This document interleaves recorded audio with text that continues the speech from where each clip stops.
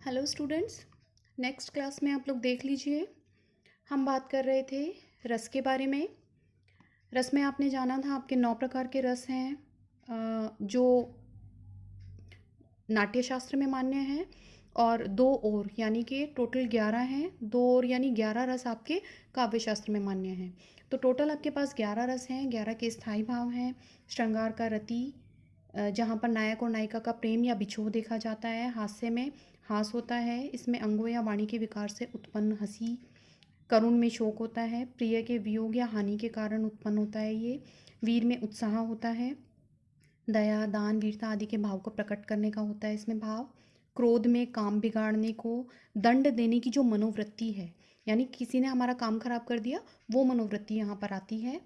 भय में अनिष्ट के भय से किसी जीव वस्तु को देखकर डर लगना, वो यहाँ पर आता है भयानक।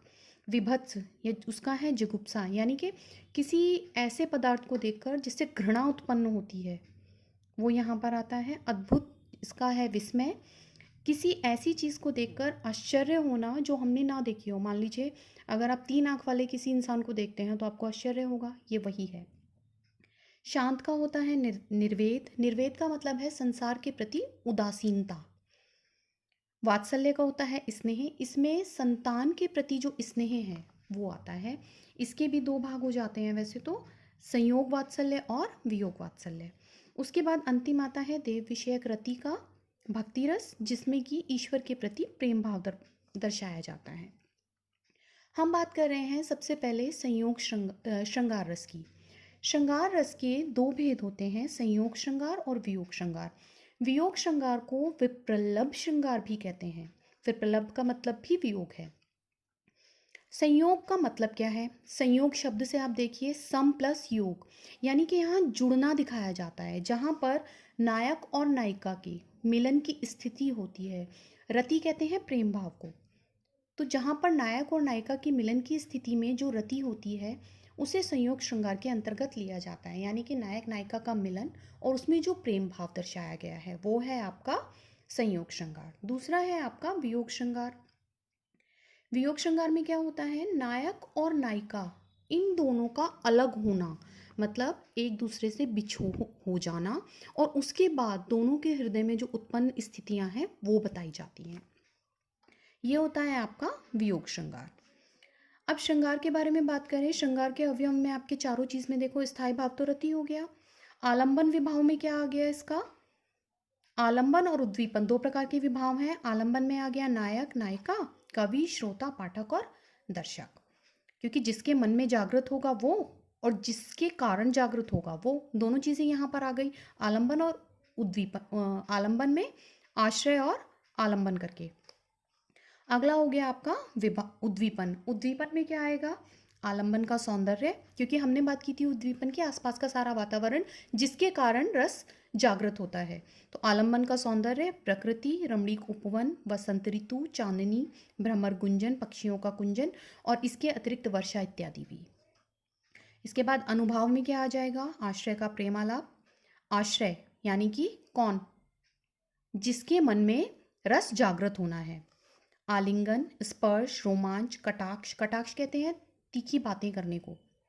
अश्रु, श्वेत, कंप आदि। और संचारी भाव में कौन कौन से आ जाएंगे?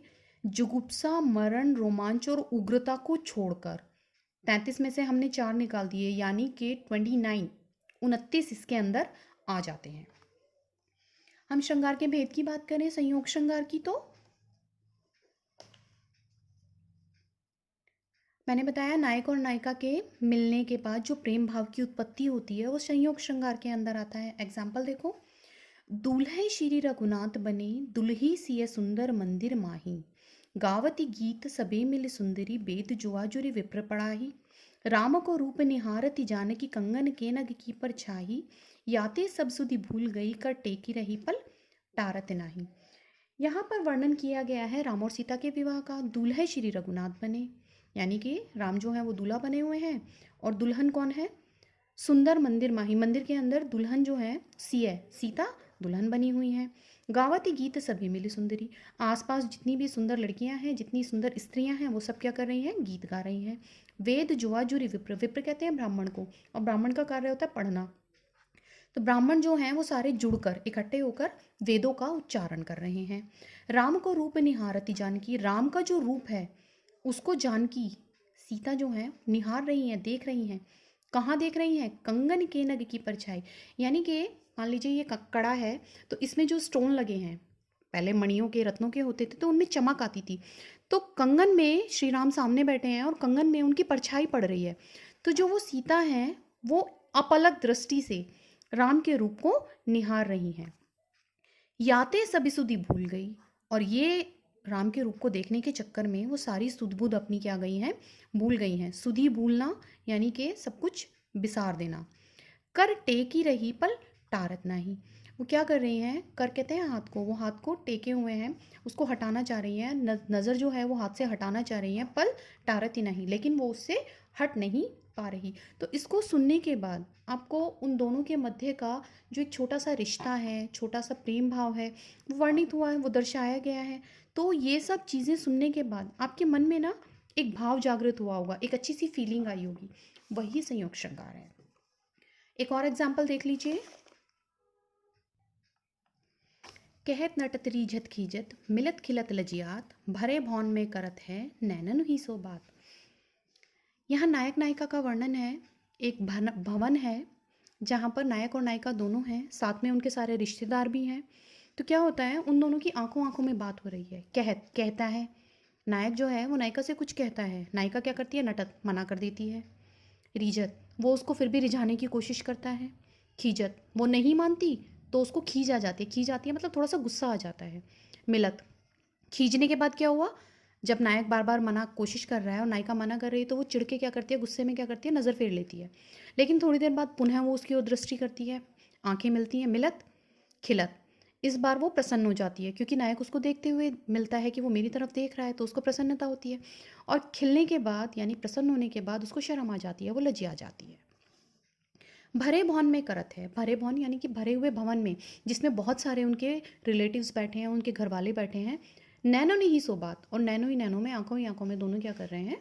वार्तालाप कर रहे हैं। ये हो गए आपके संयोग श्रृंगार के। इनको पढ़ने से आपको फीलिंग आ रही होगी, आपको पता चल रहा होगा कि मन में किस तरह के भाव जागृत हो रहे हैं। अब देखिए वियोग श्रृंगार है। इसमें नायक और नायिका को आपस में अलग कर दिया जाता है, वो दोनों अलग होते हैं, उसके बाद उनके मन में कैसी फीलिंग्स आती हैं।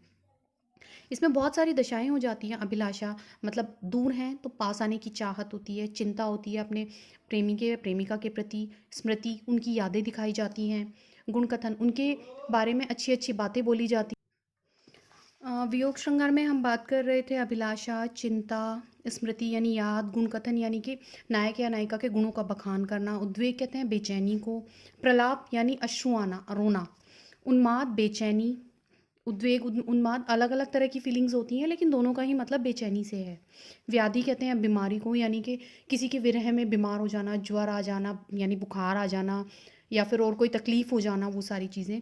जड़ता, जड़ता कहते हैं कि एकदम जड़ हो जाना, मतलब कि हिलना डुलना, वो सारी चीज़ें बंद हो जाना। अचानक से कोई दुखद समाचार मिल जाए, कुछ हो जाए तो अचानक हमारी स्थिति हो जाती है ना, वही।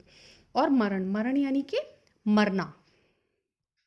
वियोग श्रृंगार का उदाहरण देख लीजिए। एक तो है आपका शांति स्थान कण्व मुनि के पुण्य श्रमोद्यान में, बाह्य ज्ञान विहीन लीन अति ही दुष्यंत ध्यान में, बैठी मौन शकुंतला सहजती सौंदर्य से सोहती, मानो होकर चित्र में खचित सी, थी चित्त को मोहती। कण्व ऋषि के आश्रम में जो है उद्यान है, उद्यान कहते हैं बगीचे को। तो शकुंतला जो है वहाँ पर बैठी हुई हैं और दुष्यंत का वो ध्यान कर रही हैं, यानी कि दुष्यंत जो है उन्हें छोड़कर चले गए उनके पति, और उसके बारे में वो ध्यान कर रही हैं। और उनकी जो स्थिति है उस मनोस्थिति का वर्णन बताया गया है कि आसपास जो है वो कण्व ऋषि का शांत और पवित्र उद्यान है। शकुंतला मौन होकर स्तंभ रूप में, मतलब कि जैसे चित्र होता है ना उसमें कोई हलचल नहीं होती, ऐसे जड़वत सी वो वहाँ पर बैठी है। ये सारी चीज़ें यहाँ पर बताई गई हैं। इसके अतिरिक्त एक और एग्जाम्पल देख लो। देखियत कालंदी अतिकारी, अहो पथिक कहिए उन हरिसो, भई विरहजुर जारी। देखियत कालंदी, कालंदी कहते हैं यमुना नदी को, अतिकारी कि ये जो कालंदी नदी है ये बहुत ज़्यादा काली हो गई है। अब काली कैसे हो गई है? अहो पथिक, पथिक यानी कि राहगीर को कहिए उन हरीसो। जो वो गोपियाँ हैं जो कृष्ण के विरह में अश्रु प्रवाहित करती हैं, दुखी हैं, उनके अश्रुओं से निकलने वाला जो, क्योंकि अश्रु कहाँ से आते हैं, नैनों से, आँखों से, और आँखों में काजल इत्यादि डाला जाता है, तो वो जो अश्रु हैं वो काले काले जो निकल रहे हैं, उनके प्रवाह के कारण जो नदी है, कालिंदी नदी जो है यमुना, वो एकदम काली हो गई है। और जो राहगीर जा रहा है उसको वो कह रही हैं कहियो उन हरीसो, वो जो हरि हैं यानी कृष्ण हैं, उनको जाकर कहना कि ये जो कालिंदी नदी है उनके कारण विरह में रो रो कर गोपियों ने क्या कर दी है, काली कर दी है। बही भई विरह झुरझारी, जो विरह है उसमें वो सारी जो गोपियां हैं वो अत्यधिक परेशान हो गई हैं, बहुत ज़्यादा विरह में उनके दुखी हो गई हैं। तो ये है वियोग के बारे में वर्णन किया गया है।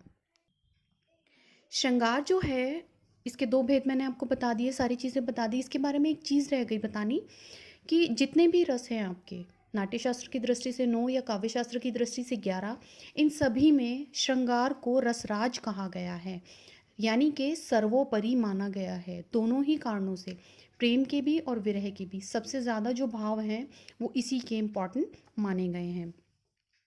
ये देखिए, मूली कहत नव रस कवि सकल मूल श्रृंगार, यानी कि भवानी विलास में कवि देव ने लिखा है इसके बारे में कि जितने भी नव रस हैं उन सब में सभी का सकल मूल श्रृंगार रस में निहित है। यानी कि जितने भी रस आपके बाकी बचते हैं, चाहे आप 8 एक्स्ट्रा कहिए या 10 कहिए, यानी टोटल 11, उन सभी का जो मूल है वो श्रृंगार रस में है, इसीलिए इसको रसराज की उपाधि दी गई है।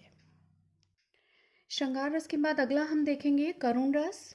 करुण रस का स्थायी भाव है शोक, आलंबन विभाव है विनिष्ट व्यक्ति या वस्तु, उद्दीपन है आलंबन का दाह कर्म, इष्ट के गुण, ईष्ट के तथा उससे संबंधित वस्तुएं, ईष्ट के चित्र का दर्शन आदि। अनुभाव है भूमि पर गिरना, निश्वास, छाती पीटना, रुदन, प्रलाप, मूर्छा, देवनिंदा, कंप आदि। ये जो है, ये जो क्रियाएं हैं, ये सारी कौन करेगा, आलंबन करेगा। ठीक है। आश्रय कौन है, जो सामने है, मतलब जिसके बारे में विषय जो है आपका वो। ये देखिए, अभी तो मुकुट बंधा था माथ, हुए कल ही हल्दी के हाथ, खुले भी न थे लाज के बोल, खिले थे चुंबन शून्य कपोल, हाय रुक गया यह संसार, यही संसार बना सिंदूर अनल अंगार, वातहत लतिका वह सकुमार, पड़ी है छिन्ना छिन्ना धार। एक, ये स्त्री की शादी हुई है, शादी होते ही उसके पति का देहांत हो जाता है, तो उसके बारे में वर्णित किया जा रहा है। करुण रस है, यानी कि मन में शोक, इसका स्थायी भाव है, मन में दया के और इस तरह के भाव आ रहे हैं। अर्थ के हिसाब से हम निकाल लेते हैं। अभी तो मुकुट बंधा था माथे पर अभी मुकुट बंधा था। आपने देखा होगा जब दुल्हन की शादी होती है, लड़की की दुल्हन बनती है, तो फेरों के टाइम पर उसके माथे पर मुकुट बांधा जाता है। हुए कल ही हल्दी के हाथ, मेहंदी लगना, हल्दी लगना, ये सब एक दिन पहले प्रक्रियाएं होती हैं। खुले भी न थे लाज के बोल, यानी कि अभी तक उसने नायक के साथ कोई वार्तालाप भी नहीं किया था। खिले थे चुंबन शून्य कपोल, यानी कि जो उसकी खुशियां हैं उसके अधरों पर, उसके होंठों पर बहुत ज़्यादा आई हुई थी, खिले थे, उसके जो होंठ हैं वो बहुत खिले हुए थे, वो बहुत प्रसन्न थी। हाय रुक गया यही संसार, लेकिन उसके पति की मृत्यु हो गई, इसलिए उसका संसार यहीं रुक गया। क्योंकि हम जो ये काव्य में वर्णित पद्यांश पढ़ रहे हैं, ये पुराने समय में लिखा गया था, जिस समय स्त्रियों की, विधवा स्त्रियों की स्थिति बहुत ज़्यादा खराब थी, दुर्दशा थी। उस समय स्त्रियों के साथ व्यवहार अच्छा नहीं होता था, विधवा स्त्री को समाज से बिल्कुल भिन्न कर दिया जाता था, अलग कर दिया जाता था। बना सिंदूर अनल अंगार, जो मांग में भरा हुआ सिंदूर है वो क्या बन गया है, अग्नि के समान बन गया है। वातहत लतिका वह सुकुमार, यानी कि जो स्त्री है सुकुमार, वातहत लतिका वह सुकुमार, जो वो स्त्री है उसको कोमलांगी कहा गया है, लतिका की उपमा दी गई है। वातहत यानी कि वो बहुत ही बुरी तरह से अपने इस दुख से हताश हो गई है और उसको बहुत बड़ा धक्का लगा है। पड़ी है छिन्नार, मतलब कि वो इसको सुनकर गिर पड़ी है और उसकी जो स्थिति है मृतप्राय हो गई है। इसको देखकर आपको फील हो रहा होगा कि आपको दुख हो रहा है कि एक स्त्री, एक लड़की जिसकी अभी अभी शादी हुई है और उसके पति का देहांत हो गया, तो आपको भी पढ़ने के बाद आपके मन में भी करुणा का, दुख का भाव आया होगा। नेक्स्ट देखिए रौद्र। रौद्र रस का होता है क्रोध। इसमें क्या होता है, विपक्ष की ओर से अपनी तथा अपने गुरुजनों आदि की निंदा सुनने से जो भाव उत्पन्न होता है उसे क्रोध कहते हैं। यानी कि गुस्सा हमें तब कब आता है, जब सामने वाला कोई भी व्यक्ति, विषय कहिए, सामने वाला विषय जो है आपको क्रोध दिलाता है, आपके बारे में बुराई करता है, आपके इष्टजनों के बारे में बुराई करता है, आपके परिवारजनों के बारे में बुराई करता है, तो आपको क्रोध आ जाता है, स्वाभाविक सी बात है। इसके लिए आलंबन क्या है, विपक्षी, अनुचित बातें करने वाला व्यक्ति, विषय की हम बात कर रहे हैं। उद्दीपन क्या है, जो हमारा आश्रय है, ठीक है, उसके मुंह का लाल होना, दांत पीसना, आत्म प्रशंसा करना कि मैं तो ऐसा कर दूंगा, मैं तो वैसा कर दूंगा, शस्त्र चलाना, भूमि चढ़ाना, कंप, प्रस्वेद, कंप, गर्जन आदि, यानी कि चिल्लाना बहुत बुरी तरह से। संचारी भाव होते हैं इसमें आवेग, अमर्ष, उग्रता, उद्वेग, स्मृति, असूया, मद, मोह आदि। एग्जाम्पल देखिए, उस काल मारे क्रोध के तन कांपने उनका लगा, मानो हवा के जोर से सोता हुआ सागर जगा। यानी कि जो व्यक्ति है ना, क्रोध के कारण, उस काल मारे क्रोध के, बहुत अधिक क्रोध आ गया है व्यक्ति को और उसके कारण उसका तन कांपने लगा है, बहुत तेज से गुस्सा आ गया है, क्रोध में वो कपकपा रहा है। अब मानो, यहाँ पर उत्प्रेक्षा अलंकार भी है आपका, जनु जानो मनु मानो।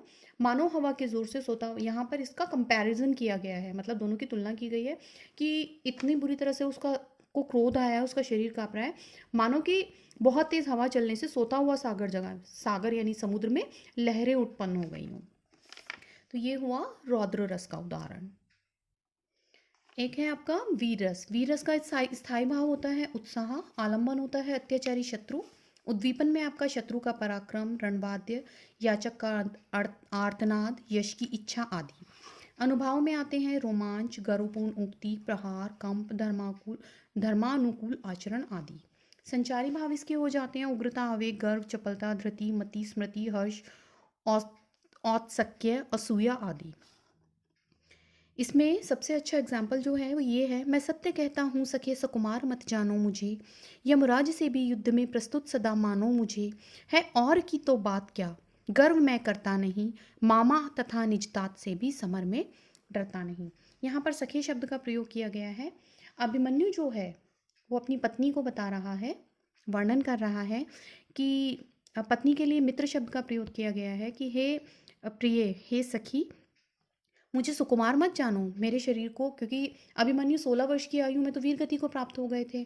16 वर्ष की आयु यानी कि आप लोगों के लगभग, अब आप लोगों को तो हम लोग बच्चा ही समझते हैं ना, तो वो यही कह रहा है कि मुझे सुकुमार मत जानो, मेरे शरीर को कोमल मत मानो, यमराज से भी युद्ध में प्रस्तुत सदा मानो मुझे। यदि यमराज भी आ जाता है मुझसे युद्ध करने के लिए तो मैं उसके सामने युद्ध करने के लिए तैयार हूँ।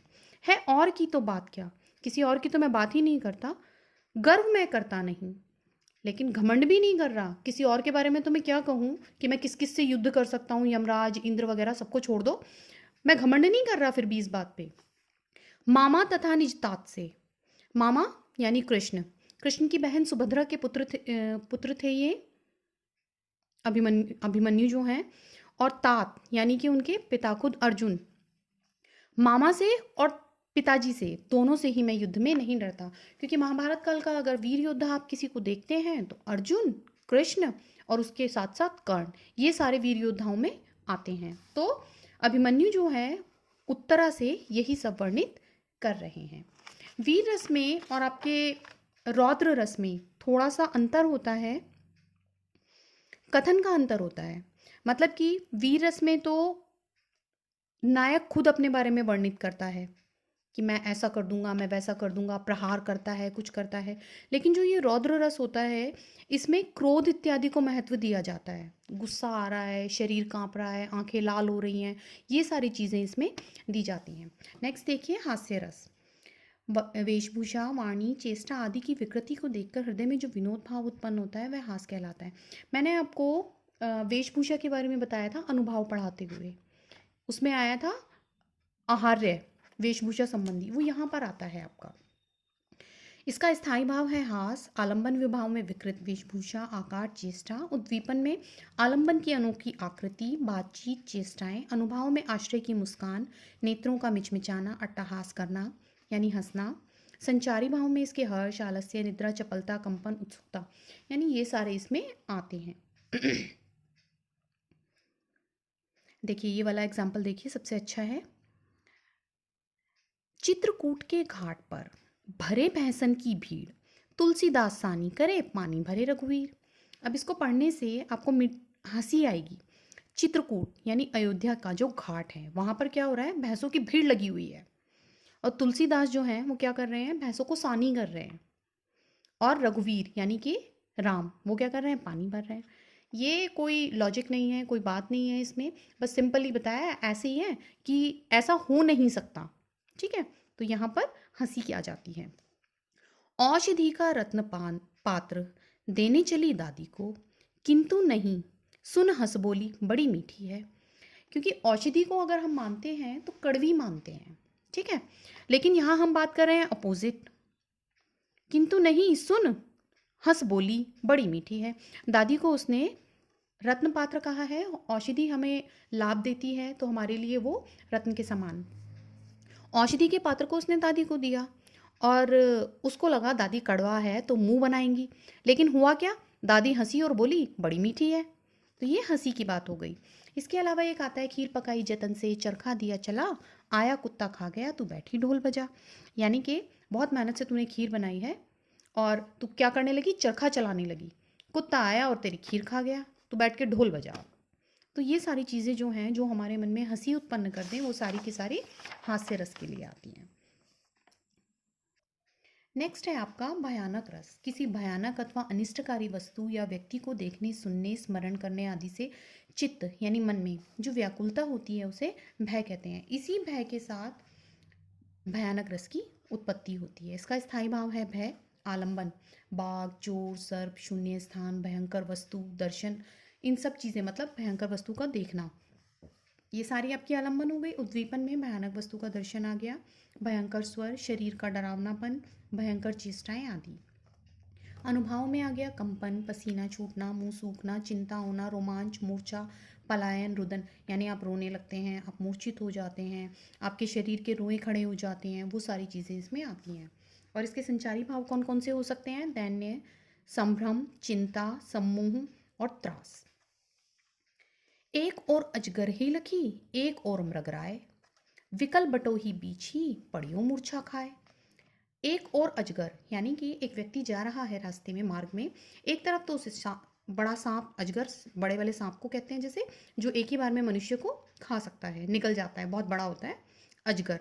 लकी देखा, एक और तो उसने अजगर को देखा, एक और मृगराय, मृगराय का मतलब हिरन नहीं है, मृगराय कहते हैं शेर को, शेर का पर्यायवाची। एक और उसने सिंह को देख लिया, शेर को देख लिया। यानी कि वो बेचारा विकल बटोही, बटोही जो रात में रास्ते में चल रहा है राहगीर, बीच ही, दोनों के बीच में ही पड़ियो मूर्छा खाए, मूर्छित होकर गिर पड़ा है। यानी कि अपनी दोनों तरफ मृत्यु को देखकर भय के कारण, डर के कारण उसको मूर्छा आ गई। अगला देखिए, अद्भुत रस। विचित्र अथवा आश्चर्यजनक वस्तुओं को देखकर हृदय में विस्मय आदि के भाव जो उत्पन्न होते हैं, इन्हीं के विकसित रूप को अद्भुत रस कहा जाता है। विस्मय कहते हैं आश्चर्य को, तो इसका स्थायी भाव भी आश्चर्य है। आलंबन हो गया आश्चर्य उत्पन्न करने वाले पदार्थ या व्यक्ति। उद्दीपन हो गया अलौकिक वस्तुओं का दर्शन, श्रवण, कीर्तन आदि। अनुभव हो गया दांतों तले उंगली दबाना, आंखें फाड़ कर देखना, मतलब आंखें चौड़ी कर लेना, किसी चीज़ को देखकर हमारी आंखें बहुत अटक जाती हैं डर के मारे, सॉरी डर के मारे कह रही हूँ, आश्चर्य के मारे। रोमांच, आंसू आना, गदगद होना, कांपना। कई बार आश्चर्य की स्थिति ऐसी होती है कि उसमें ये सारी चीज़ें भी आ जाती हैं। और संचारी भावों में उत्सुकता, आवेग, भ्रांति, धृति, मोह और हर्ष आदि। देखिए आश्चर्य में, जहां न चीटी चढ़ सके, राई ना ठहराई, मन पावना की गति नहीं, तहां पहुंच जाई।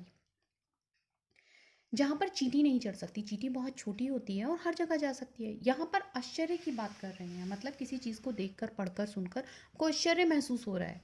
जहाँ चींटी नहीं जा सकती, राई न ठहराई, राई बहुत छोटी होती है और किसी भी छोटे से छोटे स्थान में अपना स्थान बना लेती है, लेकिन जहाँ पर राई भी नहीं ठहर सकती, मन पावना की गति नहीं। वैसे तो पावना जमाई को कहते हैं, लेकिन जो मन है वो इतना चंचल है कि उसकी कोई गति नहीं है, उसका कोई मतलब नहीं है। तहाँ पहुँच जाई, जहाँ पर कोई चीज़ नहीं जा सकती वहाँ पर मन जा सकता है। मान लीजिए मैं आपको कहूँ, मैं तो चांद के बारे में सोच रही हूँ, तो क्या चंद्रमा पर अचानक से जाना संभव है? नहीं। हालांकि विज्ञान ने इसको संभव बना दिया, लेकिन चलिए चांद छोड़िए, सूरज पे चलते हैं। सूरज पे तो साइंटिस्ट भी नहीं गए अभी तक, वैज्ञानिक भी नहीं गए। तो क्या मन सूर्य तक नहीं पहुंच सकता? सूर्य पे कहते हैं बहुत ज़्यादा लावा है, बहुत ज़्यादा अग्नि है, हीलियम वगैरह जो भी उसमें है, गैसेस वगैरह। तो क्या हम इमेजिन कर सकते हैं कि वहाँ पे बहुत ज़्यादा ब्लास्ट हो रहे हैं गैसेस के? आपने टीवी में देखा होगा, जब कभी ब्लास्ट होता है तो एक बहुत बड़ा आग का बवाला सा निकलता है, धुआं निकलता है। तो हम इमेजिन कर सकते हैं कि सूरज पे भी ऐसा ही हो रहा होगा। तो हमने किससे इमेजिन किया? ये सारी चीज़ें हमने की मन से। तो यही कहा गया है। तो ये है आश्चर्य। आश्चर्य के बारे में मैंने और भी आप लोगों को जब काव्य पढ़ाया था तो बहुत सारे एग्जाम्पल्स दिए थे।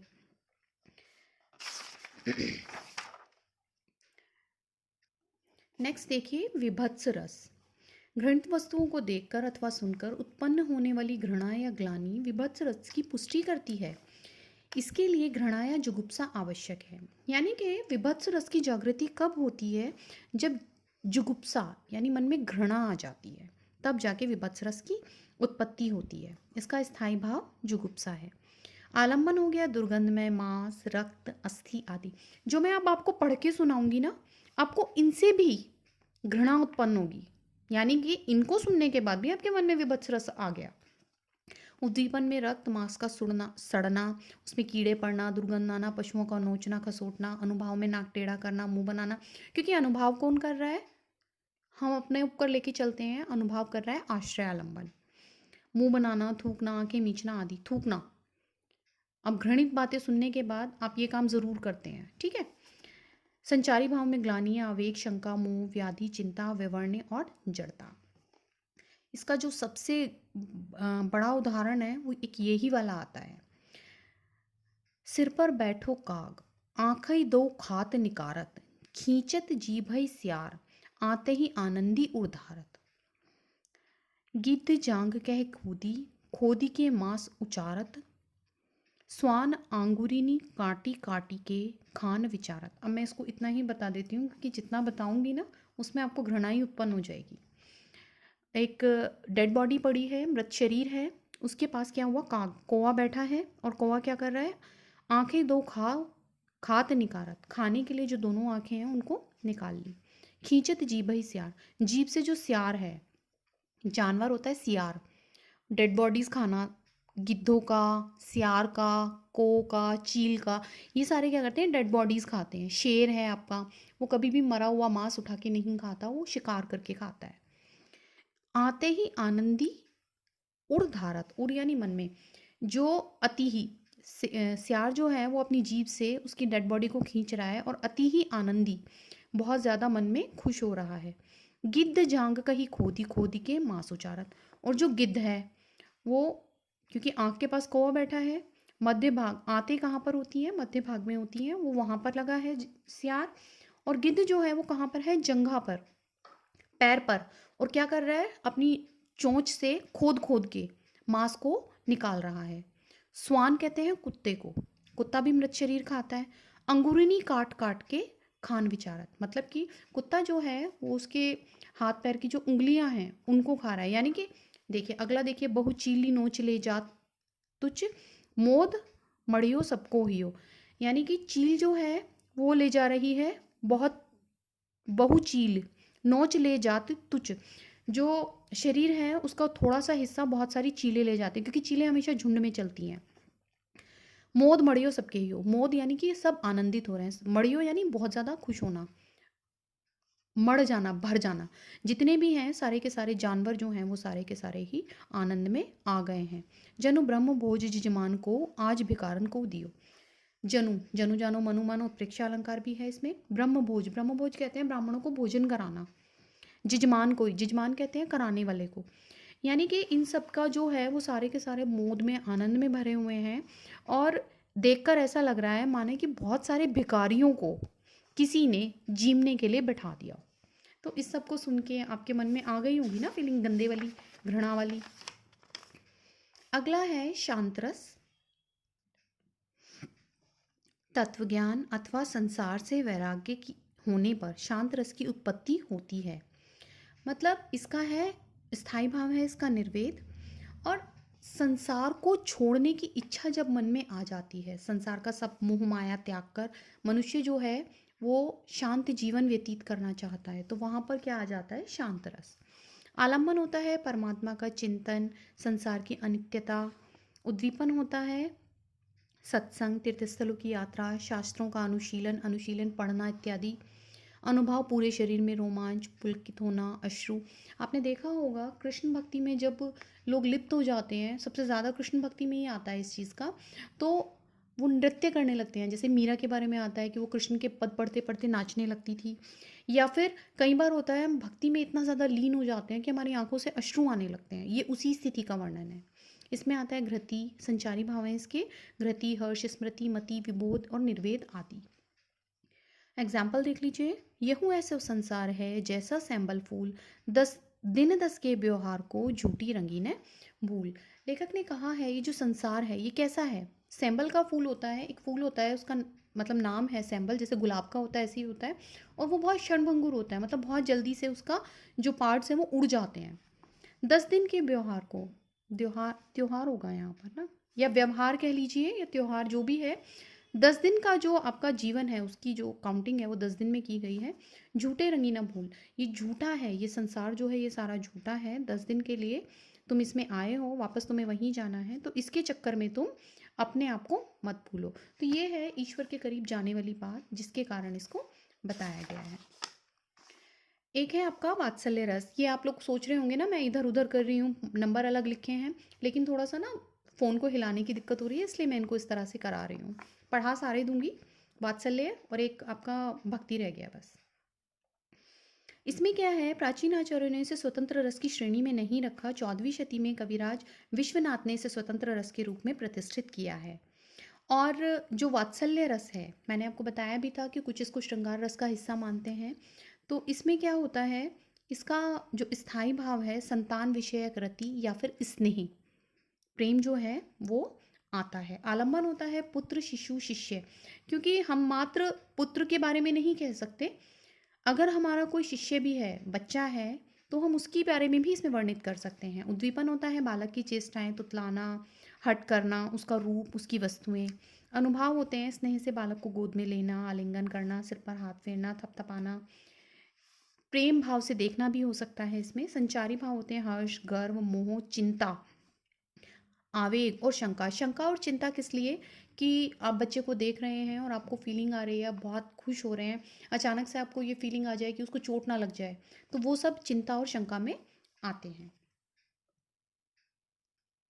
इसका एग्जाम्पल देख लीजिए। महरी मुदित उल्टाई के मुख चूमन लागी, चिरजीवो मेरे लाडलो, मैं भई सभागी।